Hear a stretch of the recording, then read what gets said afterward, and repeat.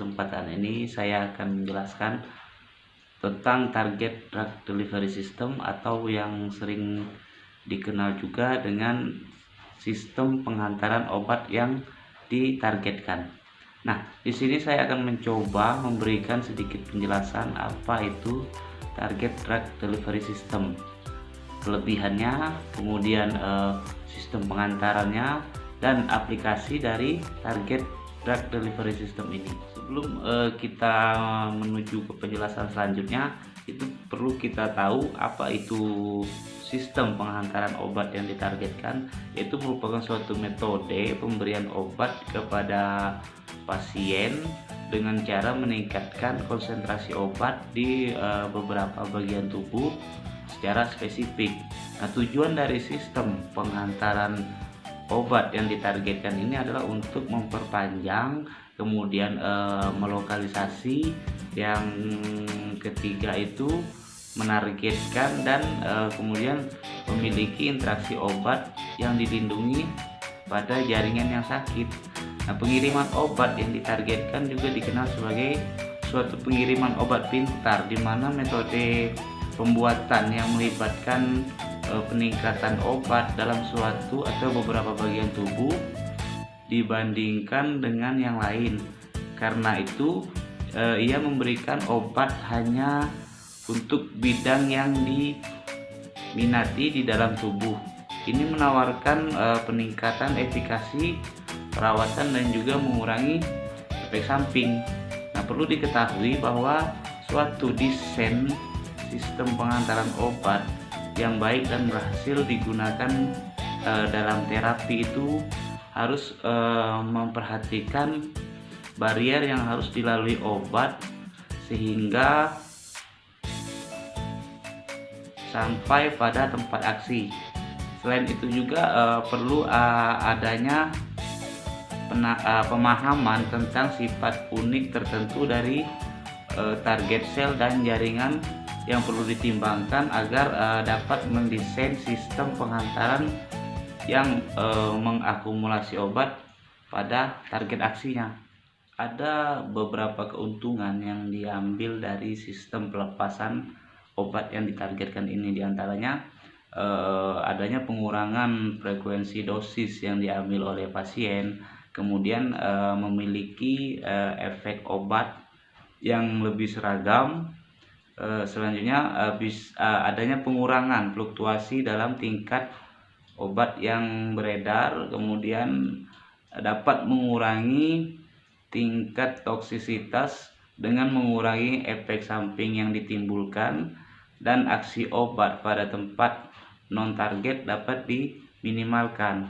Dan selanjutnya adanya peningkatan kepatuhan pasien dalam menggunakan obat karena adanya peningkatan keamanan dan efikasi meningkat, sehingga penerimaan pasien dan kepatuhan pasien terhadap penggunaan obat ini dapat ditingkatkan. Nah, sistem penghantaran obat yang ditargetkan telah dikembangkan untuk mengoptimalkan teknik regeneratif. Sistem ini didasarkan pada metode yang memberikan sejumlah agen terapi untuk jangka waktu yang lama ke area yang sakit yang ditargetkan dalam tubuh.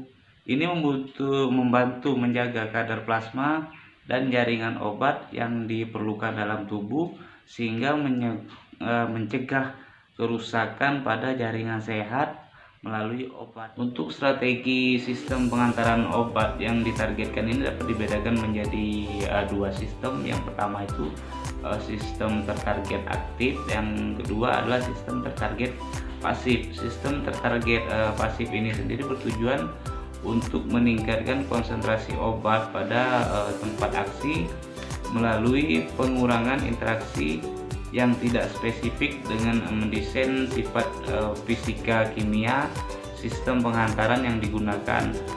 Ini meliputi ukuran, muatan permukaan, kemudian sensitivitas pada pemicu, hidrofobisitas permukaan, dan aktivitas permukaan, sehingga dapat mengatasi barier anatomi barrier seluler dan subseluler dalam penghantaran obat.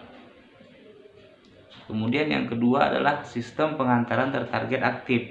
Nah, merupakan sistem penghantaran tertarget pasif yang digunakan lebih spesifik dengan penambahan homing device, yaitu suatu ligan yang dapat dikenali oleh suatu reseptor spesifik, kemudian berinteraksi dengan reseptor tersebut yang bertujuan untuk meningkatkan konsentrasi obat pada tempat yang diinginkan.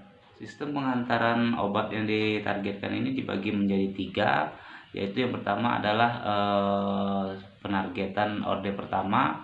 Pada waktu orde pertama ini terjadi distribusi antara obat ke lapisan kapiler dari situs target ke organ atau jaringan. Misalnya dalam kasus jaringan limfatik, rongga pleura, cerebral, mata, dan sendi. Kemudian yang kedua adalah penargetan orde kedua, di mana penargetan orde kedua ini obat menuju ke situs tertentu, misalnya seperti sel tumor. Kemudian yang ketiga adalah penargetan orde ketiga.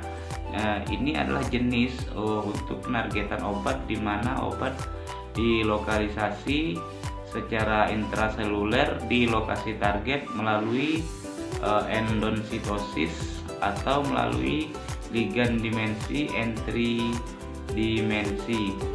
Sistem penghantaran yang ditargetkan di organ dimaksudkan agar obat terdeposit dalam organ tersebut dengan memanfaatkan karakter unik yang dimiliki suatu organ. Sebagai contoh, pada liver yang memiliki sifat jaringan mudah ditembus oleh makromolekul atau mikropartikel, sehingga jaringan lain tidak terpengaruh oleh obat yang diberikan karena adanya ikatan ketat.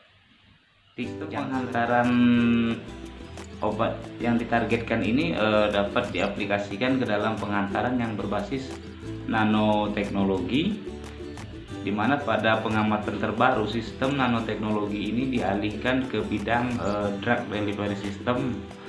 Nanoteknologi ini muncul karena adanya komplikasi yang terlibat dalam penggunaan bahan yang berukuran besar untuk pemberian obat, seperti kelarutan yang buruk, kemudian bioavailabilitas yang buruk, dan adanya inefisiensi terapi, kemudian efek samping dan kebutuhan untuk pengiriman obat yang ditargetkan.